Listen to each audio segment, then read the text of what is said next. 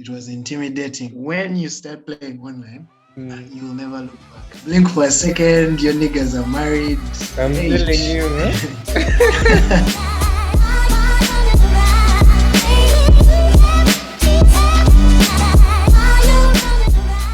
Has it already started or?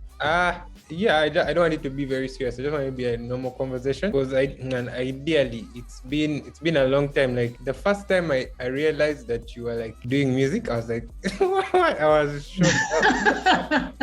Like not in my 10 years, I think of like knowing you. Did I ever? You asked me what do you think Kevin would ever do that's left? Like what? How did that even happen? Was it A level? Did it happen in A level? Because I left good in form 4. Like, did it happen in A level? Yeah. So funny thing, it actually happened in Australia House.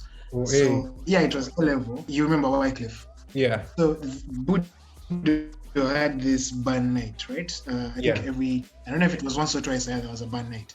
Yeah, so I remember. This one time in S6, Wycliffe is like, Kevin, I think you should like perform at this band night. And like I have no idea what this guy is talking about. But he's like, yeah, I think you should do these songs. I think you can sing. And I'm like, what is this guy talking about? I swear, I was 18, I think, and it had never occurred to me that maybe I should try this singing thing, or maybe like I can sing and stuff. Like I was oblivious to the fact. And so man, like I was like, let's do it for Ruckus. So yeah, obviously we just got a few guys together, settled on a few songs. I think we did 3 songs. Yeah. Got like a whole set list and presented, like we performed, and there was like a lot of positive feedback. So that's where my singing journey started. Yeah. Wow, that's interesting, man. I could have never imagined. I think A level was a lot of exploring. Like for example, on my side, when I went to SETA for A level, and I met these guys. They became a dance crew. We even called ourselves MFs. Guys used to think, you were dancing. Hey, we danced. Can you imagine? I was like, what? What days? Oh my god! Like it was that serious. I think A level was just an interesting time. How has it been like creatively? Like every time I think about music, I am awed by the fact of like, first of all, the ability to create. It's like you're just writing something on paper. Like you're getting something from your mind and putting it out. Like I've always found it fascinating. How has the journey been, especially with Academic Band? Yeah. So actually, maybe like for earlier context. So now we've done this performance at school, and people are starting to say, "Oh, Kevin, maybe you can sing and stuff." So this was senior 6. So vacation comes, and Wycliffe has this big idea again, and he's like, "We should start a band." Ideas, right? Wycliffe has ideas, man. Shut up. But so yeah, we formed a band called The Deep End. This was Wycliffe. I don't know if you remember Baker, Samuel Baker. I do. He was Timothy Musika. Yeah.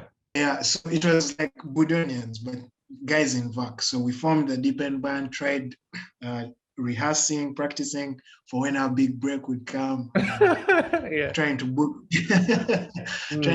gigs, but we were mostly doing like covers. Yeah. This went on for about 3 years, and then like it didn't really take off. So yeah, like that was my retirement. And then Francis Kasura calls me, and he thinks that I should join Akadope. So that's where Akadope comes in. And it was intimidating as hell at the start, Yeah. But yeah, like these guys were really cool. They were like very ready to teach, very understanding. Like this is not someone that's been vocally trained. He doesn't have like all the expertise. So like they were patient.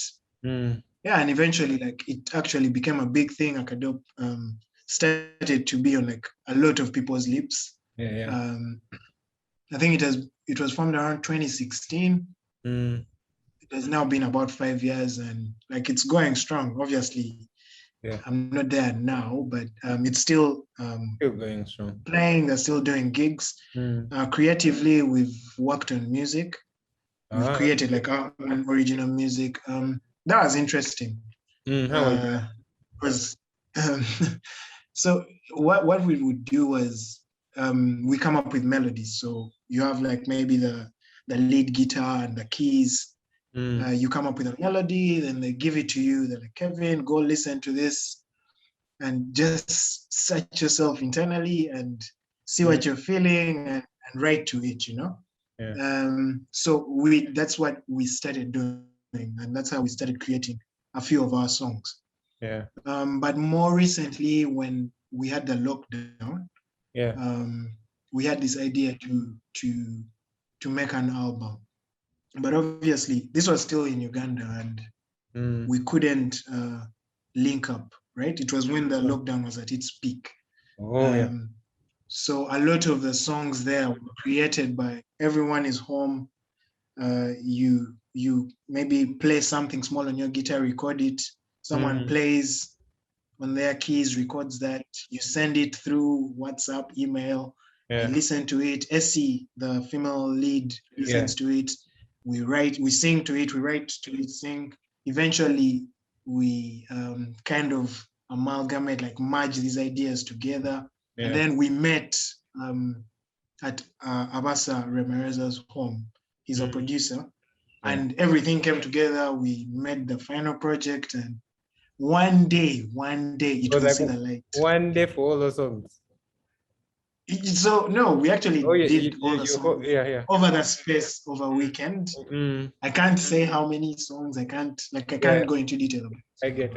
You should be expecting. I don't know when these guys are going to get off their asses. Actually, seeing people do things that are not like what you originally thought they would do, but really put their heart and soul into it. The creative field. The creative field is something that requires everything requires discipline. But I feel like when you're a creator, especially in a country where it's just growing, it feels like you really got to put in the work to be able to get the eyes and the notice of maybe the big brands who can collaborate with you. Really been interesting to watch your journey. I actually learn a lot. I know, or even taking guys back, just to give guys context to watch this is. When was the time we used to go to Mwako's house to play Pasa? Was it VAC? I think that was S4 VAC, yeah. S4 VAC, I remember those times. I would pester my parents like, I mean, I must go and play like Pasa. And I remember those days, they were seriously come with a whole mission. I'm always thinking back to that stuff. It was like that, you know, like all our classmates were talking about going to parties and stuff. Yeah. And all we were doing was going to play video games. That's all we were doing, and that was our life, and we were happy. And it was a fun time. It was really a fun time, man. I remember Wako was really bad at it. I don't know if no, Wako is still awful, man. He's still awful. It's still Wako is still, so he's like that donor, like he's the guy that if you're playing a tournament, that's your 3 points. That's your guy. We really need one time to wake up and see how we've gone. No, for sure. Yeah. We need to have like a reunion tournament or something. I know. Yeah, definitely. Yeah. That's something we must have. I feel Odong is someone to contend with. You know, like in recent years, we've caught up to him. You know, like campus around third year, this guy was a beast, man. Like, like playing Sam was like you're dreading it. Like the guy's going to cook you, for sure. But more like by the time I left home, man, he was my guy now. That's true. When I was in Chambogo here for university, actually right now, like where I'm seated right now, like when I look out, I can actually see the hostel my friends were staying at. Close, but like a friend of mine, I think it was in third year, got a brought us a PlayStation. But like Yeah. before then, we were playing like on PCs with those weird hard pads. I know. And guys, I think everyone has gone through that phase. that phase. At that point when we had those pads, I think I was the only one who really like knew how to play the game. But like those guys were determined to become better. Yeah. So by the time the PlayStation came, guys had developed and they kept on developing to the point. I think we left university where they had reached a point where I was also like, these guys may actually beat me. You get a point, you're like, what? These guys are actually good right now. I love FIFA for the bond. I think that's why I started the plaques. Like I remember at that time, like those are the memories I have of university. Those are the memories I have with you guys. Like playing Pasa was something out of this world. Yeah. FIFA brought us together. That's why I actually thought it would be good to talk to some of the original guys I played with, and being one of them to see what do you think about the next game? I feel like the last 4 games have really been quite too similar. Like there's nothing different. Do you think because of PlayStation 5 coming up, do you think the game is going to be more inclusive? Obviously, there are things like hypermotion they're introducing, but there's always hype. Do you think it's going to be different? That's true. I definitely think it's going to be different. And this is just because like technology has advanced. But then like you also take it with a pinch of salt, because remember when Frostbite came, like I think that was FIFA 17 or something, FIFA 15 around there. And everyone was excited about Frostbite. I was Frostbite hyped, man. Exactly, it turned out to be like very lukewarm. It wasn't that good. Like after like 2 editions, it was outdated. Yeah. But with hypermotion, like there's real expectation, because like you're going onto a PS5 better performance. These guys are kind of alluding to the fact that the PS4 was now holding them back. You get it? It was holding back like how much they could advance the game. So they definitely need to make this feel different. Like the pressure is there. There's genuine evidence that it might be different. I mean, I think you've seen how they managed to capture all this hypermotion, like having all these pros being monitored, playing a game and stuff. And the fact that I think there's like 4,000 times more animations than FIFA 21. Yeah, that was amazing. Like there's definitely more to. I think there's going to be a difference. I'm excited. I believe there'll be a change. I hope the gameplay is definitely going to change. Last night, I think they officially revealed gameplay on their YouTube page, and it looks quite seamless. It looks more realistic, I feel. And I'm definitely excited to see what comes out of it. I think for me, basically, I don't play online most of the time. But so I really play a lot of career mode, and the fact that on their page they talked about how you can now, I mean, in the next game you're going to be able to create your own team. I was amazed by that, and I'm really hoping that works, because I think that's the main thing I'll be playing. What do you think about that one? I used to play career mode just like anyone until I got exposed to online. So I don't play it as much now. But like that's definitely exciting. Like the fact that you can build the entire team, it feels like a lot of work. I'm not going to like monitor like 2 hours. It feels. Yeah, I think they're trying to capture some of the football manager market by doing that. But like I think it should be exciting. I honestly can't speak so much about career mode, but definitely like that is something that is needed, because I've always noticed like fans have been saying revamp, overhaul career mode, and every year they've just been adding a few scenes about transfer negotiations, which are like after like 2 exposures, you're kind of bored of the whole thing. I'm bored. I'm always pressing box and skipping. Exactly. It becomes monotonous. There's nothing new. There's no innovation there. Obviously, you have to have the PlayStation 5 to really feel the change, especially in the gameplay. For you who plays online, do you feel like there's going to be a lot of change? I think last week they introduced something called Foot Heroes. How is online anyway? How are those? Let me tell you, when you start playing online, you'll never look back. That's all I can say. Like it's so exciting. It's so real time. It's so grounded on reality. Like you're actually playing like the best players. Like you're playing guys from Russia. You're playing guys from the States, from Uganda. Like there's that real sense of I'm playing with the best. Like you get it's so addictive. It's so addictive in that is all these rewards that you get based on your performance. It's kind of like fantasy Premier League, whereby you get player cards based on how these players have performed, right? Yeah. So think of it as this new career mode where you're building your own team, but in this case, you're given cards, and these cards have different strengths, right? Yeah. So you definitely have like your whole squad. You have your keepers, you have your defenders, and at the start, you just start building the cards. Obviously, at the start, you don't have as much resources. You've not won enough games to like get the best players. So you always start with a very, very lousy team. But as you play, as you improve your skill, as you go to higher divisions, as you play better players, you get better rewards. That's when you start getting the Cristiano cards. That's when you start getting coins that are enough to buy icon cards.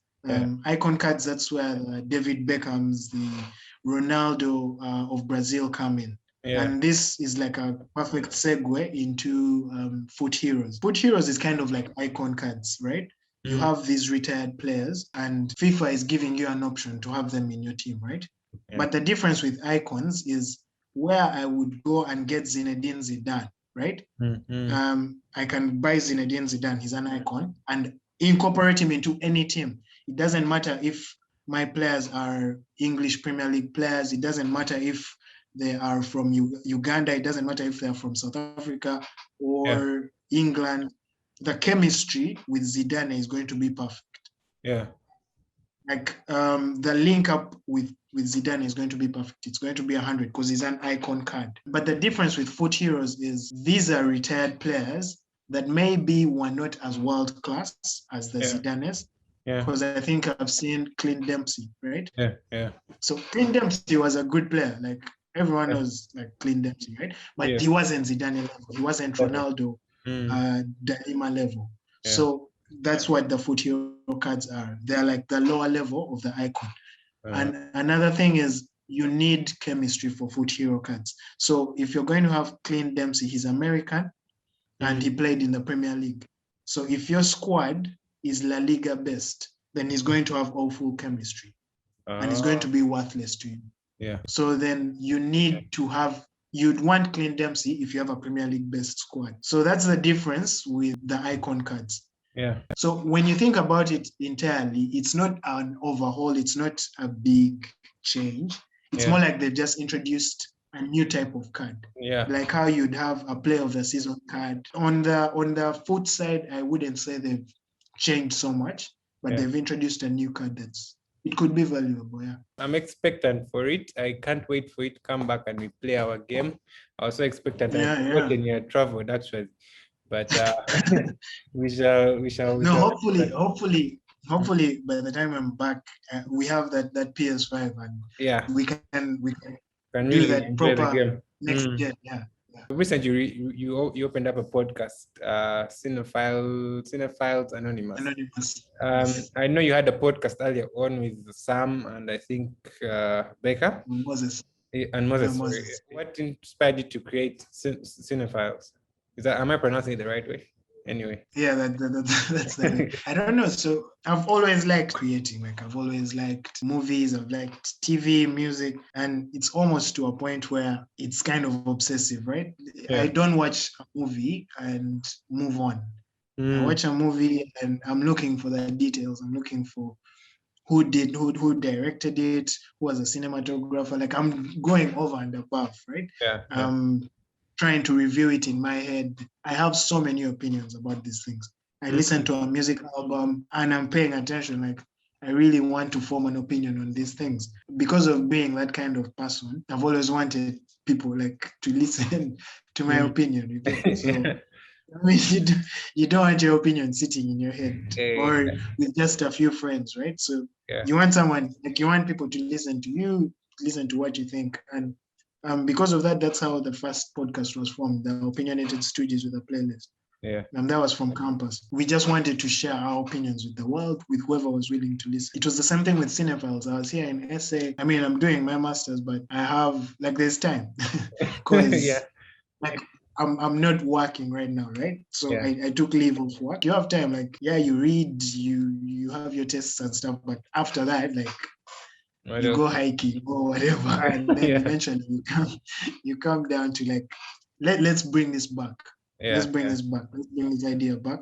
Yeah. And yeah, that's how Cinephiles came to be. Like, I just wanted to be back podcasting. I'm excited. I listened to the first episode as soon as it came out, and I feel like the direction is different. It's not like something I've had before, and I feel like there's a lot of potential there. I'm really excited. I saw you tweeting about it. Second episode coming out soon. So everyone who is watching this, I'm gonna link down that link in the description. You should go. Thank you. And listen in. It's very interesting. With everything that you've been able to do creatively, what's that one lesson you've really learned about creativity that you would want to leave with people? Yeah, what I would pick out is commitment, man. Like, you have to commit. Like, whether you're making music, whether you're making your podcast, if you set out to have a season of a podcast of 20 episodes, you have to commit to that. If you're saying over the next 6 months, I want to record 20 episodes, you have to be disciplined enough to stick to that. Like, you have to always remind yourself, why did I start this thing in the first place? Because a lot of creatives start early, and then maybe when they don't get the reactions they wanted, or when they don't get as much engagement, they kind of fall off. They start to slow down their output. That's not how you should look at it. You should look at it as a commitment. I committed to this and I should see it out to the end. Whether the 20 episodes get 0 views or 1,000 views, like, the point is those 20 episodes should be out there. Your art should be out there, and it should be unapologetically you. And know that when you look inside yourself, you did the best you could. You did right by you. Yeah. Hot take. I know you're a Formula One fan. Like, ideally, I'm a Hamilton guy, but I know you're a Verstappen. Where do you think the season is going? Yeah. Guys, this season is actually cold already. Cold, eh? Verstappen is winning this. Verstappen is winning this. Hey. It's the Red Bull is just simply on another level. I mean, like, Hamilton is having to take out Verstappen. That crash. Well, you almost killed the man. You feel that's intentional? It definitely wasn't intentional. I'm just being salty. But like, you can see, like, the only way Hamilton wins is if Verstappen is not on the track. Like, that's how good. Scary time for me, man. Every time the weekend comes, I'm like, I don't know if I'm going to do anything. I know. But it's sad that it comes at a time when Red Bull finally has a better car than Mercedes. Yeah. At a time when they're going to change the cars. Like, next year, the cars are going to be completely different. I know. It would have been nice if we could have like 3 years of this. So maybe next year will be good for you guys. Wait for next year. This year is All right, man. It's been great. Thank you for joining me today. We'll obviously have to have another conversation sometime later. Can't wait to have you back. Great success in South Africa. Yeah. Have a great day, man. Thank you. All right, man. See you.